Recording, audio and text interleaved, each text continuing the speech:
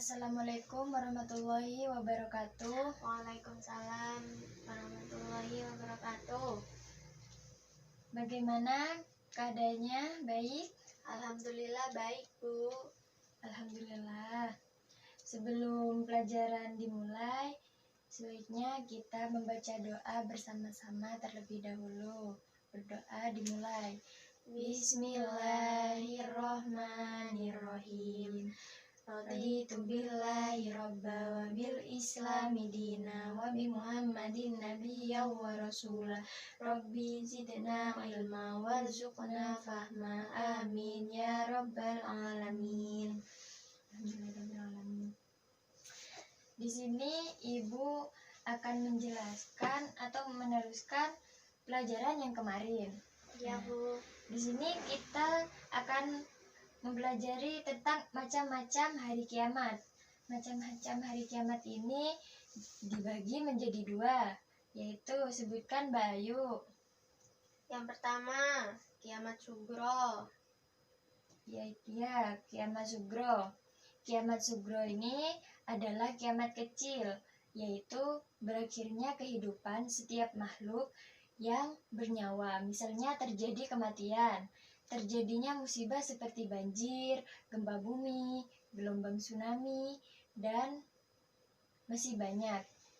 Kiamat jenis ini tepatnya terjadi pada tiap makhluk di bumi ini dan hanya diketahui melalui takdir Allah Subhanahu wa taala yang berkehendak.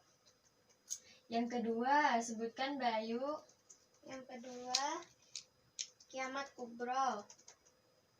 Ya, kiamat kubro. Kiamat kubro ini adalah kiamat besar, yaitu saat rusaknya jagat raya dengan segala isinya. Ini merupakan janji Allah Subhanahu wa taala tentang berakhirnya kehidupan di alam dunia ini bagi seluruh makhluk Allah. Lanjut ke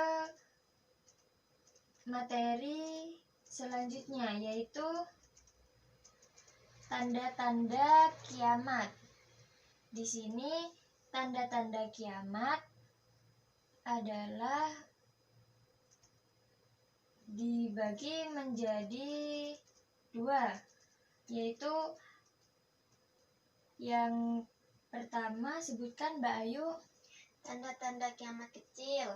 Ya, di sini tanda-tanda kiamat kecil yang dimaksud pada bab ini merupakan tanda akan hadirnya hari yang dijanjikan Allah Subhanahu wa taala.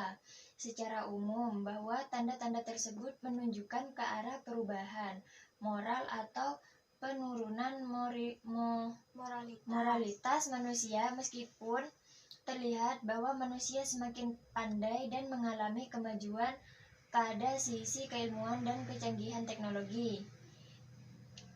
Yaitu disebutkan yang pertama, manusia bermegah-megahan dan melupakan Allah. Dan yang kedua, sikap durhaka seorang anak terhadap orang tuanya. Yang ketiga, zina mulai tidak dianggap penting.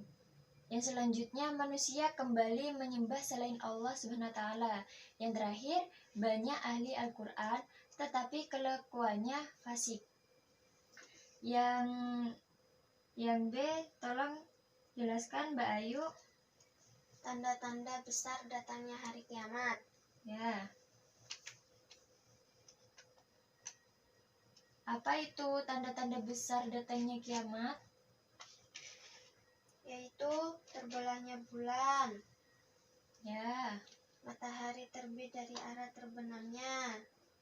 Ya, selanjutnya Keluarnya dukhon atau asap beracun dari perut bumi yang membinasakan umat manusia.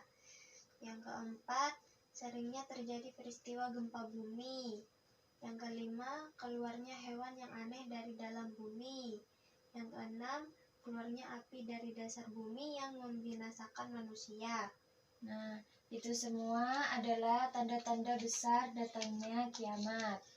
Selanjutnya adalah tentang peristiwa yang berhubungan dengan hari akhir, yaitu bisa disebutkan Mbak Ayu. Yang pertama alam barzah.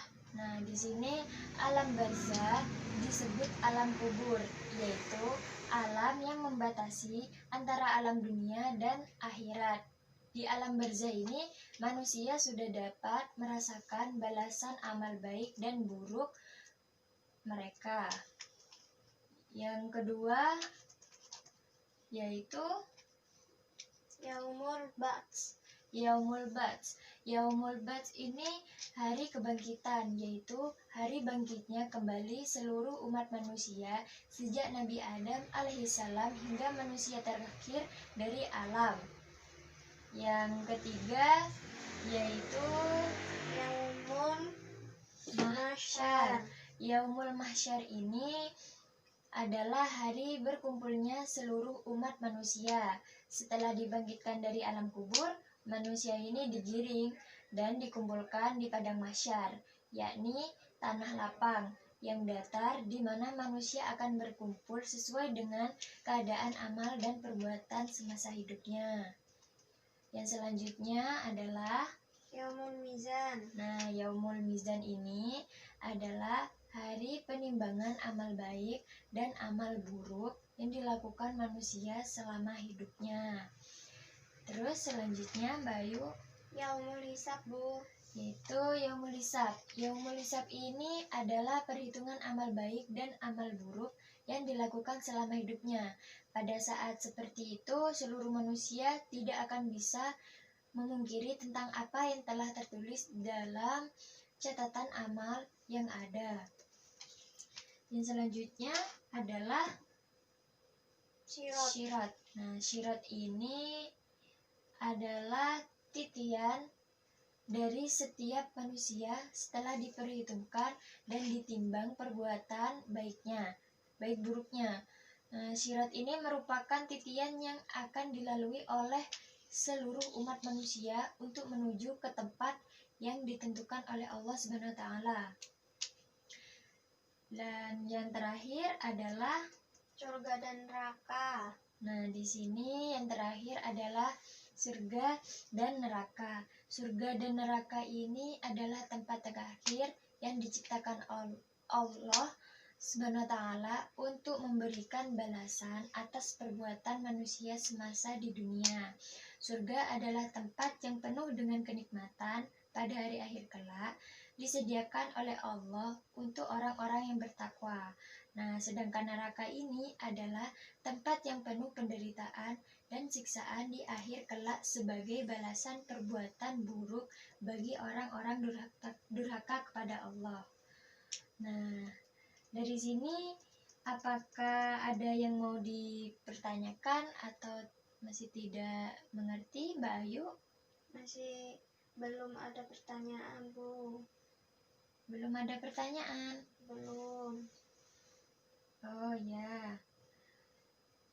Jadi tanda Bu, apa? Bu mau nanya, Ya silakan. ilmu agama tidak dianggap penting lagi itu seperti apa, Bu? Oh, itu ilmu agama yang tidak dianggap penting itu seperti sekarang.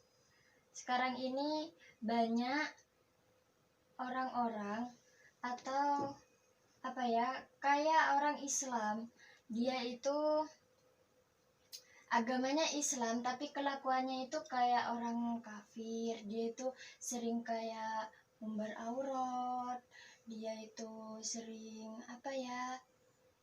pokoknya kayak Islam KTP gitu. Banyak niru kayak aliran sesat itu, niru-niru orang Kristen gitu. Jadinya agama itu udah dianggap biasa aja. Iya sudah, Bu. Udah. Ya udah. Kalau sudah mengerti, mungkin Ibu udah akhiri aja. Dan sebelum mengakhiri pelajaran ini, marilah kita berdoa bersama-sama. Bismillahirrahmanirrahim. Subhanakallahumma wa bihamdika asyhadu an la ilaha illa anta astaghfiruka wa atubu ilaik. Walhamdulillahirabbil alamin. Sekian dari Ibu. Wassalamualaikum warahmatullahi wabarakatuh. Waalaikumsalam warahmatullahi wabarakatuh. Ada Pak Abju. Orang letaknya nyambung. Bu, 10 menit.